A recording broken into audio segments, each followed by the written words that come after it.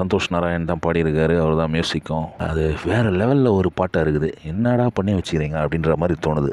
கதை எழுதுறது மட்டும் இல்லாமல் லிரிக்ஸும் வந்து மாரி செல்வராஜ் தான் பண்ணி வச்சுருக்காரு. சந்தோஷ் நாராயண் மியூசிக்கல் அப்படின்ட்டு காட்டுறாங்க. லாரி இது ஹாரன் சவுண்டெல்லாம் வச்சு ஒரு மியூசிக் மாதிரி போட்டிருக்காரு. சாக்ஸோஃபோன், ட்ரம்பெட்டு இதெல்லாம் யூஸ் பண்ணியிருக்காங்க. மியூசிக் ஸ்டார்டிங் வந்து வேறு லெவலில் இருந்தது. ஆனால் அதுக்கப்புறம் லிரிக்ஸ் சொன்னால் பார்த்தீங்களா, மாரி செல்வராஜன்ட்டு ஐயோ அந்த லிரிக்ஸ் தாங்க முடியல.